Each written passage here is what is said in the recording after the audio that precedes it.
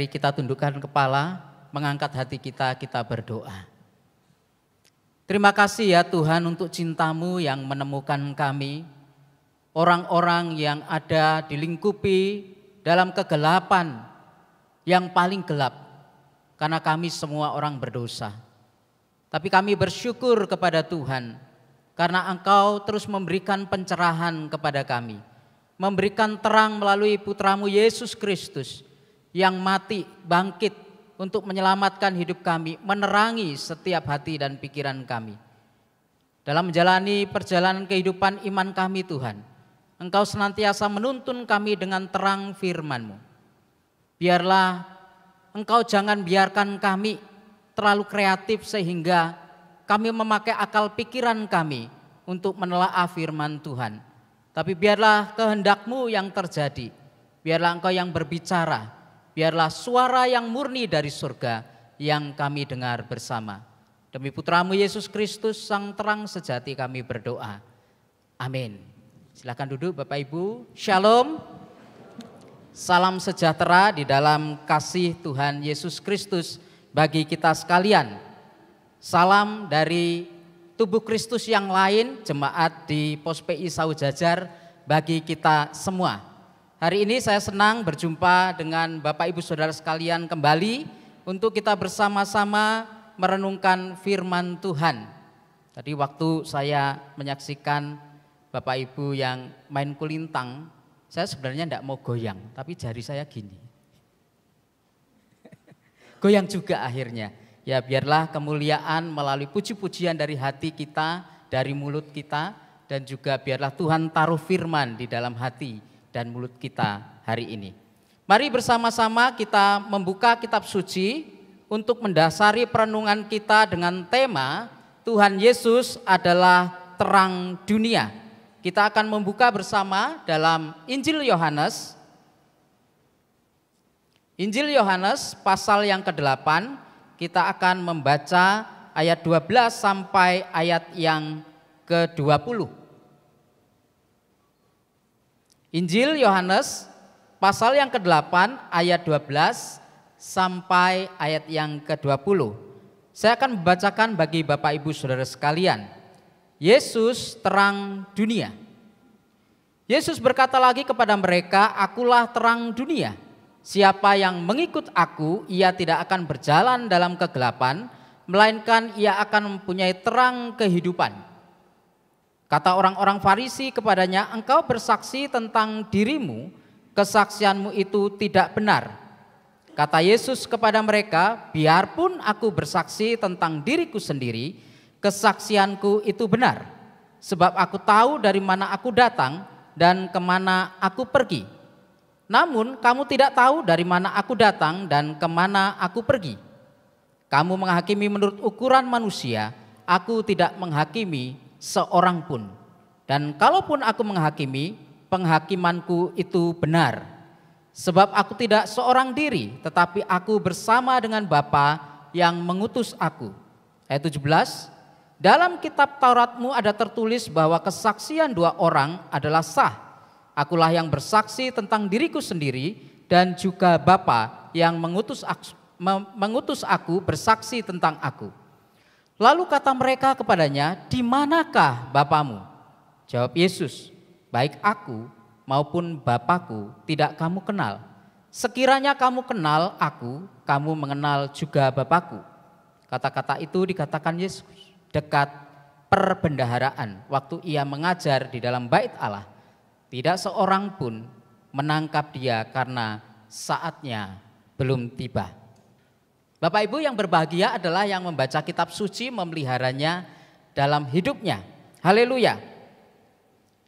Hari ini kita akan melihat bagaimana Tuhan Yesus memakai haknya untuk mendeklarasikan dirinya di hadapan orang-orang banyak. Teks ini terjadi atau kondisinya Bapak Ibu, waktu itu Yesus sedang menghadiri yang namanya perayaan Sukot atau Hari Raya Pondok Daun, di mana waktu mereka merayakan Hari Raya Pondok Daun ini ada paling tidak dua ritual yang mereka lakukan. Yang pertama adalah menyiramkan air. Jadi ada upacara penyiraman air untuk apa? Mengenang mereka pada waktu Allah menuntun mereka di padang gurun. Mereka kehausan, Tuhan memberikan air melalui apa? Batu. Kemudian ritual yang lain adalah mereka menyalakan obor, bahkan menyalakan lampu yang sangat terang sekali, 2-4 lampu yang menerangi bait Allah itu, dan terangnya itu bisa sampai menerangi kota Yerusalem, saking terangnya Bapak Ibu. Di dalam perayaan itu mereka memuji Tuhan atas pertolongan Tuhan. Mereka bersyukur juga atas panen, karena Hari Raya Pondok Daun juga adalah hari raya perayaan panen. Mereka bersyukur Tuhan memelihara dari nenek moyang mereka sampai kepada mereka dipelihara oleh Tuhan. Mereka menyalakan obor, memuji Tuhan. Mereka naik ke bait Allah itu, melintasi 15 step anak tangga. 1 step mereka berhenti untuk memuji Tuhan, mengingat kembali kasih Tuhan sampai anak tangga ke-15. Bapak Ibu bayangkan, setiap anak tangga mereka berhenti nyanyi Mazmur begitu ya. Kira-kira selesainya jam berapa? Suaranya paling sudah serak-serak gitu. Tapi mereka bersuka cita. Mereka merayakan kebaikan Tuhan. Di tengah-tengah mereka merayakan itu Bapak Ibu, Yesus juga hadir di sana. Dan Yesus berkata, "Akulah terang dunia." Akulah terang dunia. Bapak Ibu, siapa Yesus ini? Bagi orang-orang Farisi ini sangat mengganggu. Acara yang begitu meriah, yang dikonsep dengan baik, mereka mengingat karya Allah, tetapi ada seorang pemuda yang kira-kira usianya 30 tahunan mengatakan, "Akulah terang dunia." Saudara, ketika Yesus mengatakan akulah terang dunia, sebenarnya dia ingin memberikan jawaban terhadap paling tidak 2 pandangan bagi audiensnya pada waktu itu. Yang pertama adalah orang Yahudi. Orang Yahudi itu meyakini kalau orang berbicara terang itu pasti berbicara tentang Allah. Allah yang mereka ketahui memelihara nenek moyang mereka dari Mesir keluar padang gurun menuju ke tanah Kanaan dengan tiang awan dan tiang api. Tiang awan pada waktu siang, tiang api pada waktu malam. Mereka tahu. Nenek moyang mereka bercerita tentang perbuatan Allah yang baik itu kepada mereka. Lalu audiens yang lain adalah orang-orang Yunani, Bapak Ibu. Mereka tidak mengenal terang. Bagi mereka terang berbeda dengan pandangan Yahudi. Terang bagi mereka adalah bagaimana mereka menemukan kehidupan sejati. Mereka ditolong dari kebodohan, kekurang pengetahuan mereka. Bahkan mereka terhindar dari kematian. Nah, kalau ada orang yang mengatakan akulah terang, mereka disadarkan bahwa mereka sedang menemukan terang itu. Tapi sebenarnya Bapak Ibu, manusia itu menolak itu semua. Manusia itu menolak itu semua. Ketika mereka punya pikiran bahwa terang itu hanya bebas dari kematian, terang itu adalah menemukan kehidupan sejati melalui pengetahuan, karena kita tahu orang Yunani itu pinter-pinter, dengan pengetahuannya mereka bisa mengatakan aku bisa hidup bebas dengan pengetahuanku, menghasilkan sesuatu dan seterusnya. Terang itu sebenarnya hanya bisa ditemukan di dalam Sang Kristus, terang sejati. Saudaraku yang dikasihi Tuhan, hari ini kita ketika merenungkan Yesus sebagai terang dunia, apa yang bisa kita pelajari? Yang pertama adalah ketika Yesus mengatakan akulah terang dunia, dia ingin membawa kita untuk memperoleh satu kebenaran, yaitu Yesus ketika dia mengatakan akulah terang dunia, itu dia mau menyingkapkan kebenaran. Saudara, dunia yang sudah jatuh di dalam dosa itu gelap. Pengertian manusia gelap. Dan semua orang yang ada di dunia ini, di dalam kosmos, wadah hidup bersama ini, entah orang sudah percaya atau tidak percaya kepada Tuhan, hidup di dalam kosmos, di dalam satu wadah ini, sebenarnya sudah jatuh dalam dosa. Sehingga pengertian manusia itu sebenarnya sudah gelap. Penulis Injil yaitu Yohanes membawa kita untuk melihat bersama-sama perikop sebelumnya itu memperlihatkan bagaimana manusia hidup di dalam pengertian yang gelap. Yang minggu lalu kita merenungkan bagaimana dosa iri hati itu adalah salah satu kegelapan hidup manusia. Lalu kita bicara tentang orang-orang Farisi, ahli-ahli Taurat yang mereka menghakimi perempuan yang kedapatan berzina. Padahal mereka sendiri adalah orang berdosa dan tidak melihat dirinya sendiri. Itulah ciri-ciri orang yang hidup dalam pengertian yang gelap. Menganggap diri benar, tidak menyadari bahwa mereka juga berdosa seperti perempuan yang berzina.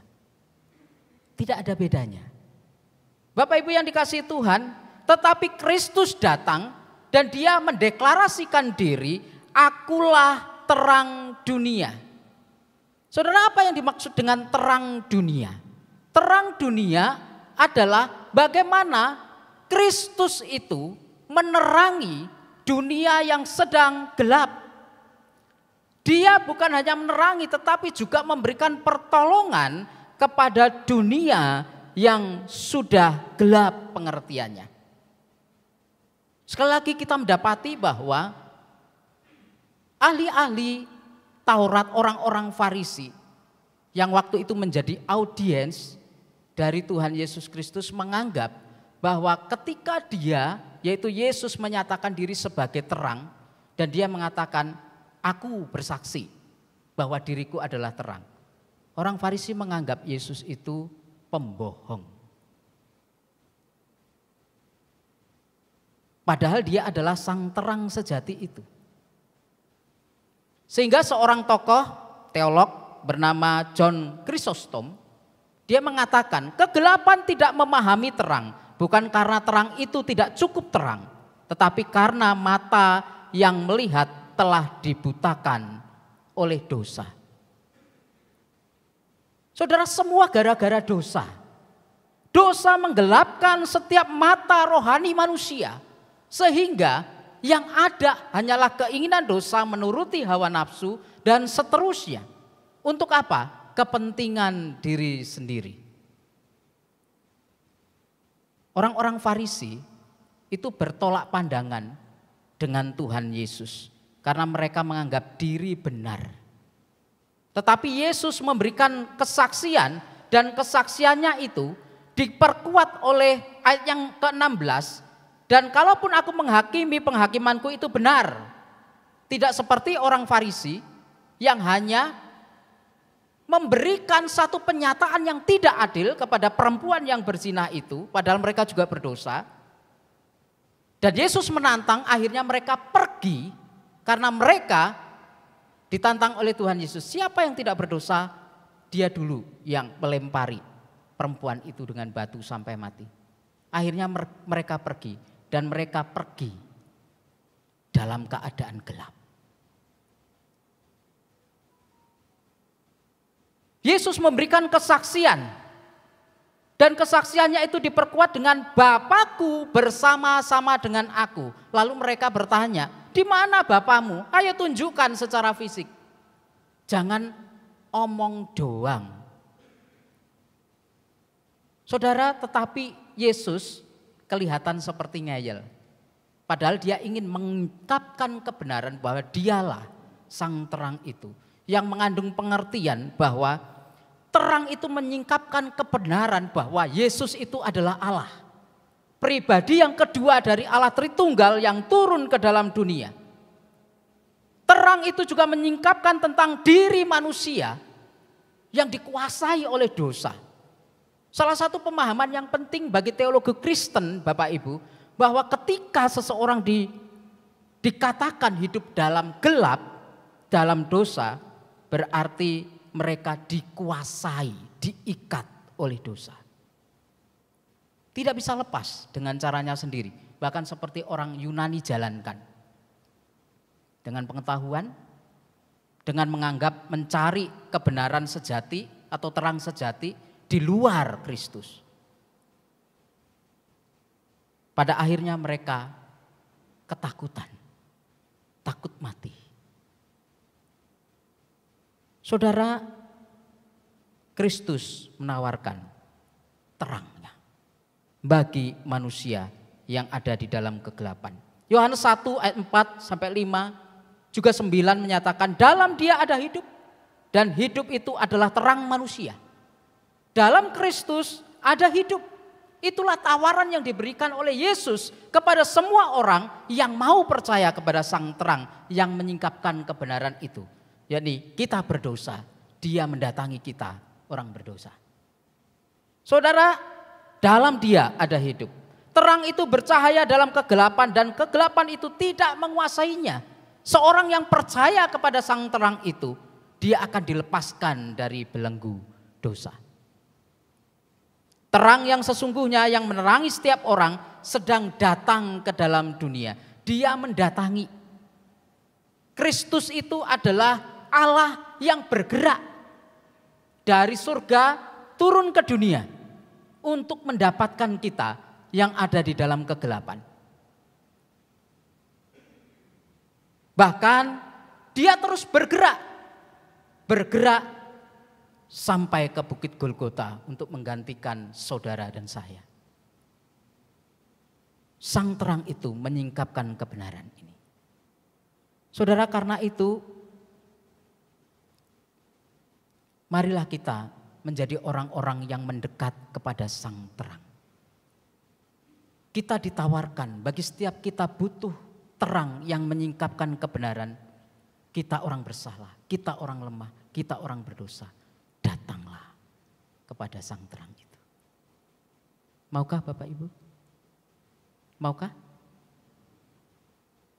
Yang kedua Bapak Ibu, ketika kita berbicara tentang Yesus yang adalah Sang Terang itu, berarti Yesus itu mengarahkan jalan. Mengarahkan jalan. Saudara, dalam kehidupan kita manusia, konsistensi untuk mengikut Allah itu seringkali bisa menjadi beban, bisa lupa, bisa kita menawarkan persyaratan-persyaratan tertentu. Kalau aku mau ikut tuntunan Tuhan, maka lihat dulu situasinya. Kalau baik dan menguntungkan ya mau. Atau bahkan transaksional, kita janji sama Tuhan, Tuhan aku mau janji, aku akan ikut Engkau setia kepadamu kalau Engkau setuju dengan pendapatku, Engkau setuju dengan keinginanku. Saudara, Tuhan Yesus berhadapan dengan orang Farisi yang memiliki pandangan, kalau tidak sependapat berarti mereka tidak menuruti, mereka berseberangan pendapat. Ketika Yesus menyatakan aku Tuhan, aku saksi, aku terang, mereka jelas-jelas menentang akan hal itu. Tetapi Yesus menawarkan kepada setiap orang, barang siapa mengikut aku, frase ini penting Bapak Ibu di ayat 12, barang siapa mengikut aku, ia tidak akan berjalan dalam kegelapan. Barang siapa mengikut aku, ia tidak berjalan dalam kegelapan. Artinya Tuhan Yesus menuntun. Bahkan menuntun kehidupan umat Tuhan sepanjang masa, sepanjang zaman. Ketika orang-orang Israel keluar dari Mesir menuju ke Kanaan, mereka dituntun dengan tiang awan dan tiang api. Peringatan yang mereka peringati dalam perayaan Pondok Daun. Peringatan tentang bagaimana Allah menuntun umatnya. Saudara, khususnya tiang api itu ada pada malam hari. Kalau malam berarti gelap sebenarnya. Ketika ada tiang awan bukan berarti tidak ada gelap, karena situasinya memang malam.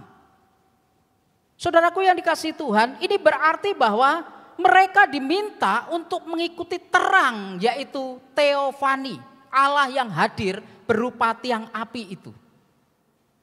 Mereka harus mengikuti. Ketika siang tiang awan itu berhenti, mereka harus berhenti. Ketika tiang awan berjalan, mereka harus berjalan dan mereka harus mengikuti. Demikian juga dengan tiang api. Ketika tiang api itu ada di malam hari, mereka harus mengikuti. Saudara, berjalan mengikuti Tuhan berarti adalah sebuah komitmen total sebagai umatnya, sebagai muridnya mengikuti dia meskipun ada kegelapan di sana.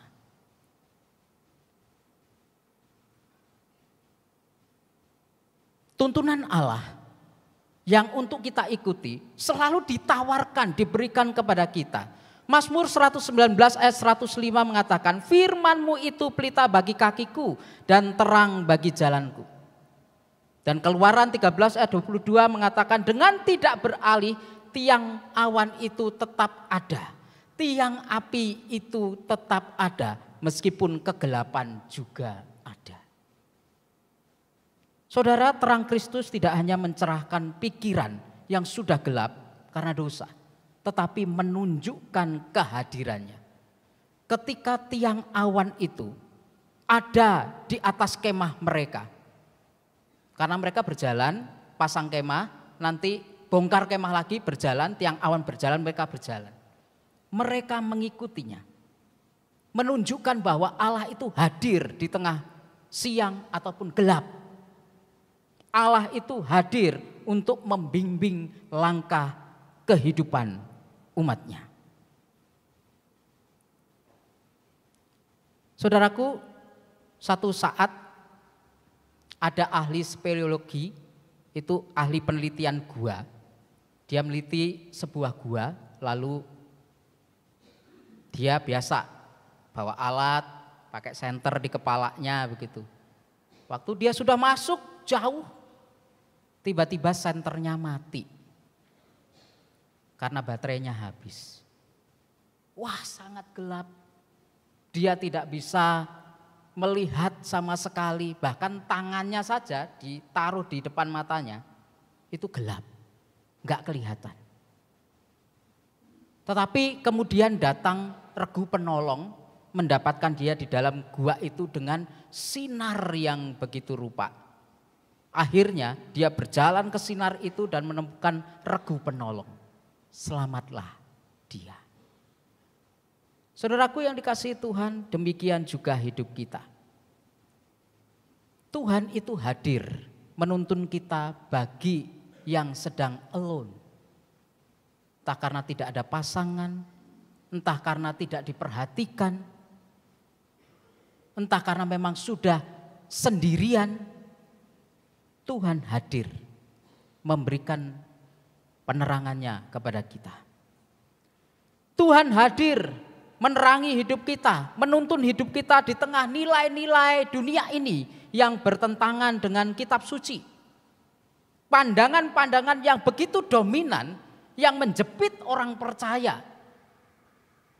Karena kita percaya kepada Tuhan, mungkin di kantor kita dicing, ya, tahu dicing Bapak Ibu ya.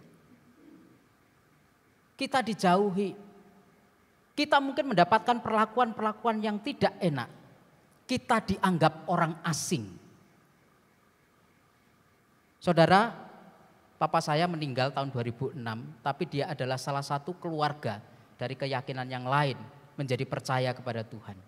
Dan dia percaya kepada Tuhan, saudaranya menghindar semua. Tidak ada yang pernah ke rumah, tidak lagi dianggap saudara. Itu yang terjadi. Saudara, mungkin kita hari ini butuh yang namanya kompas. Karena kita menghadapi fata morgana. Fata morgana itu ketika kita berjalan keadaan panas seperti ada air yang menyejukkan, tetapi sebenarnya itu bukan.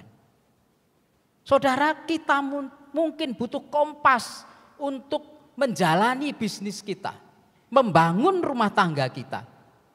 Kita butuh tuntunan. Dunia media sosial sangat mempengaruhi. Yang baik kita bersyukur, tetapi banyak pengaruh yang buruk terjadi hari ini. Kita butuh tuntunan. Mintalah kepada Sang Terang itu yang menuntun hidup kita. Saudara, kita bukan hanya sekedar hidup, tetapi hidup yang palsu. Sang Terang itu memberi hidup. Bapak Ibu, di dalam Alkitab itu ada 2 kata yang dipakai untuk hidup, yaitu bios.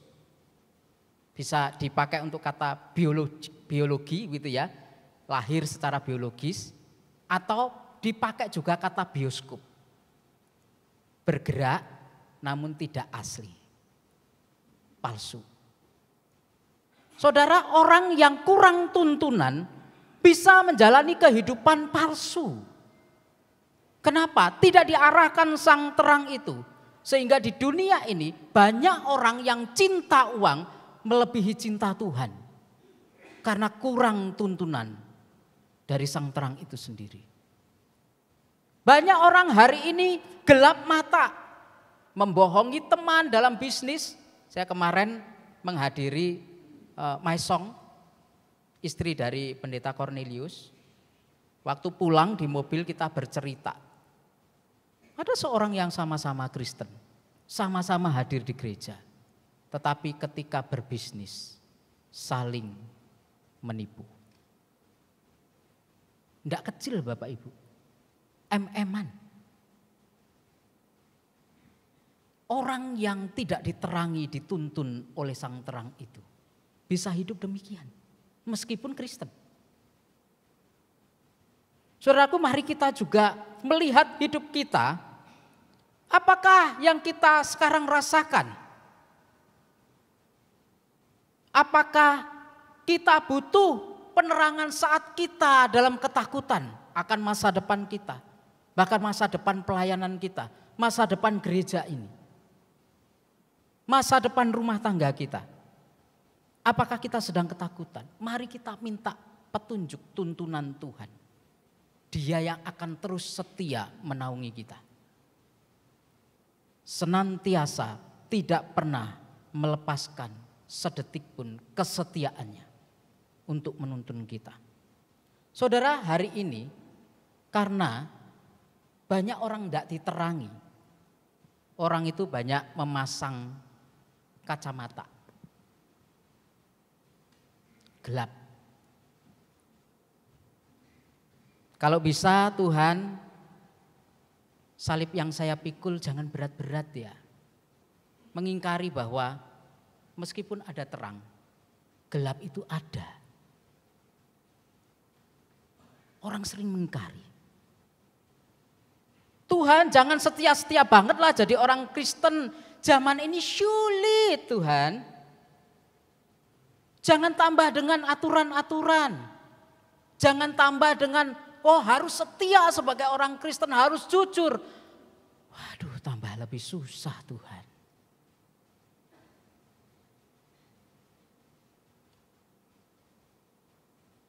Orang yang kurang tuntunan menganggap teguran itu menyakitkan, padahal teguran itu benar. Saudara, orang bisa mengalihkan dengan kacamata hitamnya dengan apa? Workaholic, jadi orang workaholic. Oh ya, jadi orang Kristen itu harus kerja keras. Sampai karena waktunya habis, persekutuan dengan Tuhan terlupakan. Padahal kita sedang bersekutu dengan Sang Terang itu sendiri, penuntun hidup kita. Saudara, banyak orang memakai payung untuk membangun rasa aman. Supaya apa? Kendalinya itu tidak beralih ke Tuhan. Semuanya harus di dalam kendali kita. Kita sering pakai sunscreen untuk apa? Melindungi dari apa? Dosa-dosa kita. Saudara, orang yang kurang tuntunan dari Tuhan membangun dirinya, melapisi diri dengan sunscreen untuk mengamankan diri dari intervensi Allah yang seharusnya menuntun. Saudara, banyak orang hari ini malu diekspos kelemahannya. Wah, lemah, rapuh, orang malu. Ini adalah ciri-ciri orang yang kurang dituntun oleh Sang Terang itu sendiri. Dia menolak. Tuhan tidak bebas jadi orang Kristen. Harus ada aturan ini ono. Semua harus dijalankan. Harus hidup baik di tengah dunia yang tidak baik. Orang membangun penerimaan dengan apa? Membuat sebuah acara yang megah diterima oleh semua orang. Bagus ya. Bisnisnya berkembang. Bersyukur Bapak Ibu kalau kita punya itu semua. Tapi karena berkat Tuhan. Bukan karena hati kita gelap. Saudara, setiap kita pernah mengalami gelapnya hati dan butuh dituntun Sang Terang. Saudara, saya dulu cita-cita mau jadi orang pinter. Sekolah setinggi-tingginya. Berprestasi. Penulis buku terkenal. Saudara, saya merancang buku itu sudah ratusan. Tapi nggak ada yang cetak sih. Kenapa? Karena itu adalah sisi gelap saya, pengen jadi orang terkenal. Satu kali saya juga pengen jadi petinju. Tapi ada teman saya mengatakan, "Lah, badanmu aja setinggi begitu, musuhmu tingginya 170, kamu cuma gini-gini tok." Untuk apa? Jadi terkenal. Itu adalah sisi gelap kita, Bapak Ibu. Butuh kita dituntun oleh Tuhan. Saudara, banyak orang membangun ambisnya. Pengen jadi orang dikagumi, dianggap baik di depan orang. Tetapi marilah kita bergerak sedikit demi sedikit. Dicerahkan oleh Sang Terang yang sejati. Yang menuntun hidup kita menjadi orang benar. Mari kita melihat keindahan salib Kristus. Karena di sanalah kehinaan kita, kegelapan dosa kita digantikan Yesus Kristus di atas kayu salib. Supaya hati kita terang.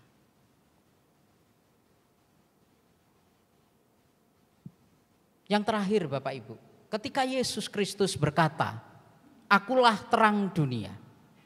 Dia ingin membawa kita kepada sebuah pengertian bahwa Yesus itu mengubah identitas dan menetapkan tugas. Yesus mengubah identitas kita, menetapkan tugas kepada kita. Ayat 12 bagian akhir, frase yang penting untuk kita pahami adalah, melainkan ia akan mempunyai terang kehidupan. Ia itu adalah setiap orang.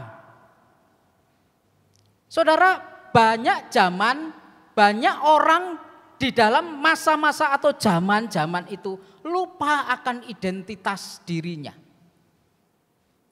Kalau kita melihat sekali lagi, orang-orang Farisi itu bukan orang beragama yang sangat tekun loh. Mereka sangat tekun. Tetapi mereka lupa akan diri mereka. Mereka lupa identitas mereka. Sehingga setiap kebenaran yang disampaikan selalu dilawan, selalu kontra, apalagi ketika Yesus berbicara. Tetapi Tuhan Yesus itu adalah Tuhan Sang Terang yang sejati, yang adil. Terang itu diberikan kepada semua orang, yang artinya adalah setiap orang memiliki terang di dalam dirinya. Melalui Yesus Kristus, persatuan dengan Dia, status setiap manusia yang ada di dalam gelap itu sudah diubah menjadi anak-anak terang. Karena dia sudah memiliki terang. Bukan hanya menerima, kalau menerima bisa diterima, kemudian dibungkus. Yesusnya enggak kelihatan. Tetapi kita memiliki terang. Yang benar adalah kita memiliki terang. Memiliki terang dan menjadikan kita anak-anak terang. Bapak Ibu, Efesus 5 ayat 8 memberitahu kondisi kita dan perubahan status kita. Memang dahulu kamu adalah kegelapan, ya, manusia sudah jatuh dalam dosa, terang itu datang, paketnya diberikan yaitu keselamatan, pembenaran, pengudusan, pemuliaan, semua diberikan. Tetapi sekarang kamu adalah terang di dalam Tuhan. Nah, ini adalah bagian kita. Ini adalah tugas yang Yesus berikan kepada kita. Jadilah terang. Matius 5 ayat 14, kamu adalah terang dunia, kota yang terletak di atas gunung tidak mungkin tersembunyi. Saudara, publik itu menantang kita. Ayo orang Kristen hidupnya jadi saksi. Ya apa sih caranya? Coba tunjukkan. Publik itu sedang menantang kita, Bapak Ibu. Di tengah-tengah dunia yang sudah jatuh di dalam dosa, penuh dengan kejahatan, gelap, situasi yang mungkin tidak menyenangkan, kita takut terhadap bencana. Tadi saya lewat sini, siapa yang menyangka tokonya itu akan kebakaran? Jadi di Jalan Wilis, tadi saya ke sini, ada kebakaran.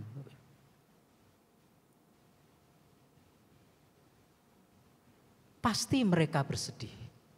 Waduh usahaku, waduh rumahku. Saudara, kita harus hadir di dalam dunia yang ada di dalam kegelapan. Dan publik sedang menantang kita. Kamu adalah terang dunia.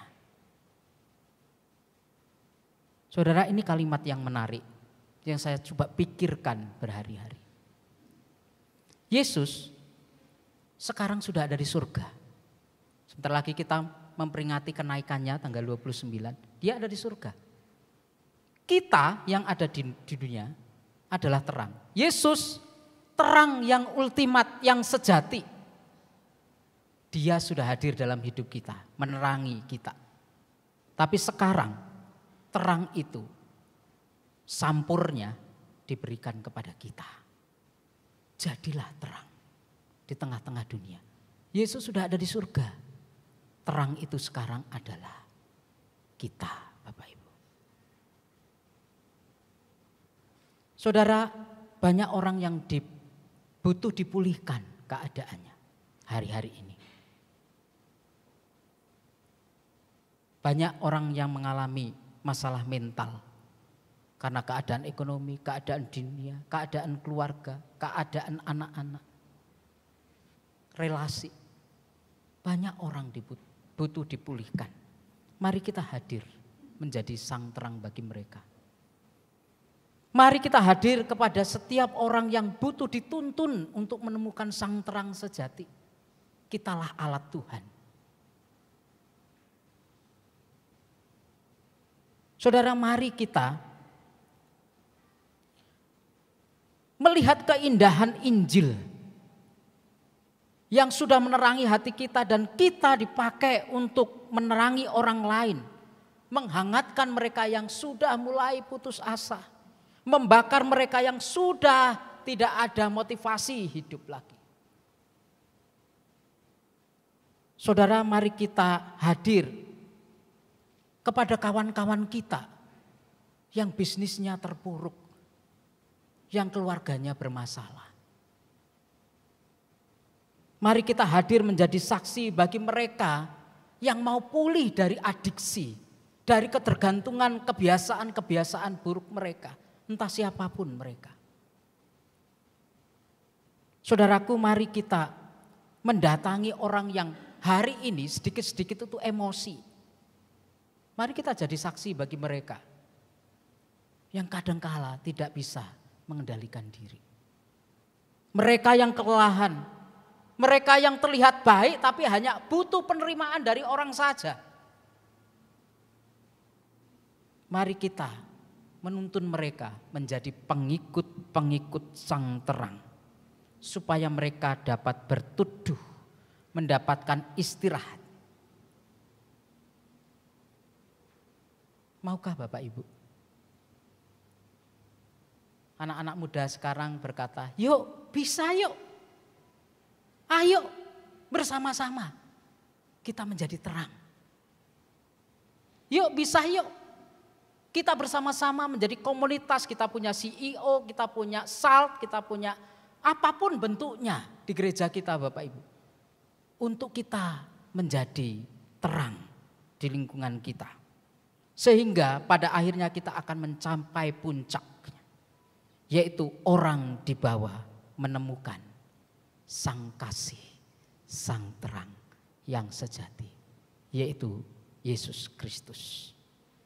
Hari ini Bapak Ibu kita merenungkan. Terang itu sudah hadir dalam hidup kita.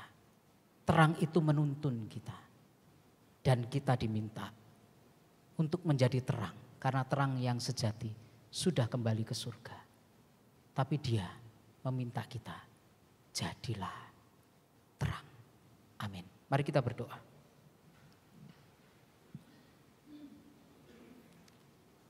Terima kasih ya Tuhan, karena Engkau menjadi terang bagi hidup kami yang ada di dalam kegelapan. Syukur karena Engkau melepaskan kami dari gelapnya dosa yang menguasai hidup kami. Kami bersyukur karena Engkau senantiasa menuntun kami. Engkau setia ya Tuhan, Engkau setia. Dan biarlah kesetiaan-Mu tidak kami sia-siakan, kami mau ikut Tuhan Yesus, Sang Terang sejati selama-lamanya. Menjadi saksi di tengah-tengah dunia. Biarlah hidup kami efektif. Kami semakin mengasihi Allah. Dengan demikian kami akan semakin mengasihi sesama kami. Menjadi terang bagi mereka. Kami tidak mau hidup egois Tuhan. Kami mau menjadi saksi-Mu.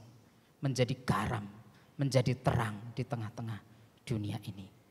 Biarlah Engkau menolong kami. Demi Kristus Tuhan kami berdoa. Amin. Amin. Tuhan memberkati.